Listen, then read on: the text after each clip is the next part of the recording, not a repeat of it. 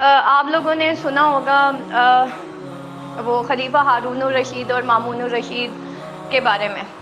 دونوں ہی خلیفہ رہ چکے ہیں، اور آپ لوگوں نے وہ اپنی بکس کے اندر، اردو کی بکس کے اندر ایک واقعہ سنا ہوگا کہ کتنا وہ استاد کی عزت کیا کرتے تھے. اس میں ہم دیکھتے ہیں کہ مطلب جیسے ہی استاد جو ان کے امام تھے، جیسے ہی وہ سلام پھیرتے تھے تو دونوں بھائی جو ہیں چھوٹے سے تھے، اور وہ جوتا استاد کا لینے بھاگ جاتے تھے کہ کون پہلے استاد کے پیروں میں جوتا رکھے گا. ٹھیک ہے، یہ ہوتے ہیں آداب، یہ ہوتے ہیں روایات، یہ ہوتی ہیں ٹریڈیشنز، اور یہ ہے ہمارا اسلام کا کلچر. اچھا، خلیفہ ہارون الرشید جو ہے ان کے دور میں نا کوئی تماشائی تھا. تماشائی جیسے آج کل ہم انفلوئنس ہو جاتے ہیں نا کھیل کھیلنے والوں سے.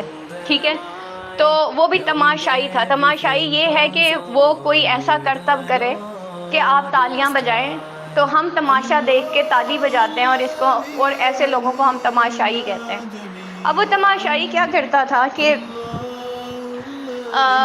اس نے نا ایک کرتب کیا کہ اس نے کچھ سٹکس رکھی اور اس کے بیچ میں سے ایک سلائی پاس کی، اور وہ سٹکس نہیں گری، اور جو ہے اس کا یہ ہنر بہت مشہور ہو گیا. تو کیا ہوا کہ لوگوں نے کہا خلیفہ ہارون الرشید کو کہ بھائی ایک تماشائی ہے، آپ ذرا اس کا کرتب دیکھیں، وہ بڑا خوبصورت کرتب کرتا.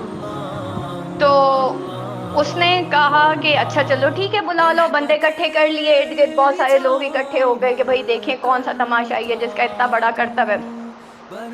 تو فائنلی پھر کیا ہوا کہ اس کو بلایا گیا. اس نے سیم اسی طریقے سے کیا. جب اس نے کرتب ختم کیا تو لوگوں نے خوب تالیاں بجائیں، خوب اس کو اپریز کیا کہ واہ بھائی کیا کام کیا اور فلانا ہے ڈھمکانا ہے. جیسے ہم بھی چھکے چوکوں پہ تالیاں بجانا شروع ہو جاتے ہیں. پاکستان جیت گیا تو بس ہماری خوشی کی انتہا نہیں، اور پاکستان ہار گیا تو ہمارے غم کی بھی انتہا نہیں ہوتی. تو ہم دیکھیں نا کن چیزوں پہ خوش اور غم ہو رہے ہوتے ہیں، اور انہی لوگوں کو پھر ہم اپنا انفلوئنسر بناتے ہیں کہ چھکے چوکے مارنے والے انفلوئنسر ہوتے ہیں شاید. تو خیر، اب جو ہے جب خلیفہ ہارون الرشید نے یہ سارا دیکھا کرتب تو انہوں نے اس تماشائی کو جو ہے 100 اشرفیاں جو ہیں وہ دیں اس میں انعام میں. ٹھیک ہے، اور اس کے بعد جب اس نے اشرفیاں لے لیں تو خلیفہ ہارون الرشید نے کہا اب اس کو 100 کوڑے بھی مارو. اب وہ سارے انسان، ایون وہ تماشائی، حیران رہ گیا کہ 100 اشرفیوں کی تو سمجھ آ رہی ہے، یہ 100 کوڑوں کی سمجھ نہیں آ رہی. تو خلیفہ ہارون الرشید نے کہا کہ جو تم نے علم بانٹا ہے نا یہاں پہ، وہ سوائے کھیل تماشے کے اور کچھ نہیں تھا. ایک چھوٹی سی لذت تھی، اور جو کہ لوگوں نے دیکھا اور تمہیں اپریز کیا. کاش کہ تم نے کوئی علم کے میدان میں کچھ کیا ہوتا. تو یہ جو تم نے علم سیکھا، جو تم نے اپنا اتنا وقت لگایا ہے اس تماشے کو، اس کرتب کو سیکھنے میں، تو تم نے اپنی بھی زندگی ضائع کی. اور ابھی یہ جو اتنے سارے لوگ یہاں پہ اکٹھے ہوئے ہیں اور جنہوں نے تمہارے اس کرتب پہ تالیاں بجائی ہیں، تم نے ان کا وقت ضائع کیا ہے. کاش کہ تم نے ان کو کوئی علم نافع دیا ہوتا جس سے ان کی زندگی بدل جاتی. تو نہ تم نے اپنی زندگی بدلی اور نہ تم نے اپنے ارد گرد کے لوگوں کی زندگی بدلی.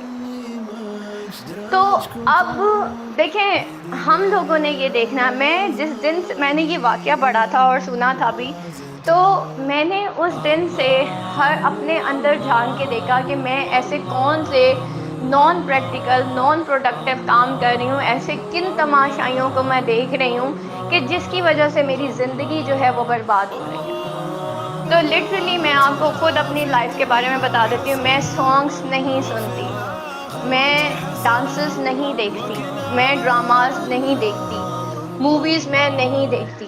ٹھیک ہے، تو جب آپ کے پاس تماشا، نہ میں یہ کرکٹ دیکھتی ہوں. ٹھیک ہے، اب میرے پاس اگر میں ان ساری چیزوں کو چھوڑ دیتی ہوں تو آپ سوچیں میرے پاس کتنا وقت بچ جاتا ہے. ٹھیک ہے، فیس بک کو میں خواہ اسکرول نہیں کرتی.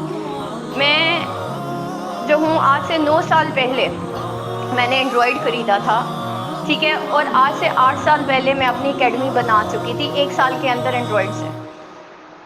تو جب آپ کے پاس وقت ہوتا ہے اور آپ کو یہ پتہ ہوتا ہے کہ میں نے اپنے آپ کو پروڈکٹیو بنانا ہے، تو آپ وہ علم سیکھتے ہیں جو آپ کو آگے لے کے جاتا ہے۔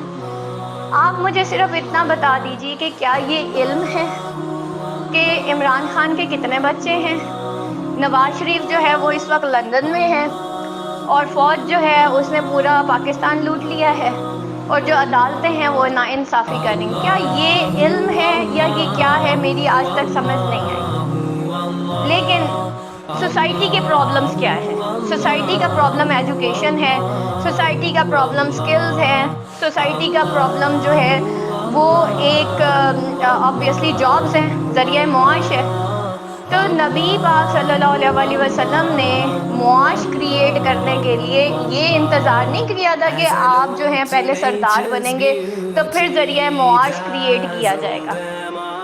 وہ آپ کو وہ ایک صحابی کا واقعہ یاد ہے کہ وہ صحابی آئے تھے ایک دفعہ نبی پاک صلی اللہ علیہ وسلم کے پاس، اور وہ بہت قرضوں میں ڈوبے ہوئے تھے، تو آپ صلی اللہ علیہ وسلم نے کہا گھر سے کوئی چیز لے کے آؤ۔ تو وہ ایک مشکیزہ اور میرے خیال ہے ایک پیالہ تھا جو کہ بیچا تھا، اور پھر اس میں کچھ پیسے اکٹھے کیے، اور پھر ان کو ایک کلہاڑا لے کے دیا، پیسے نہیں دیے، کلہاڑا دیا، اور کہا جاؤ جا کے اس سے لکڑیاں کاٹو۔ یعنی کہ ایک انسان کو کھڑا کرنے کا مطلب یہ ہے کہ آگے اس کے 5 بچے جو ہیں اس کی اسکل سے کھائیں گے، اس کا ذریعہ معاش بنے گا یا کچھ بھی ہوگا۔ ہم کس کا انتظار کر رہے ہیں؟ ہم انتظار کر رہے ہیں کہ فوج ٹھیک ہو جائے، ہم انتظار کر رہے ہیں نواز شریف ٹھیک ہو جائے، ہم انتظار کر رہے ہیں عمران خان ٹھیک ہو جائے۔ آپ اپنے پرابلمز دیکھیں اور آپ اپنے ایکشنز دیکھیں۔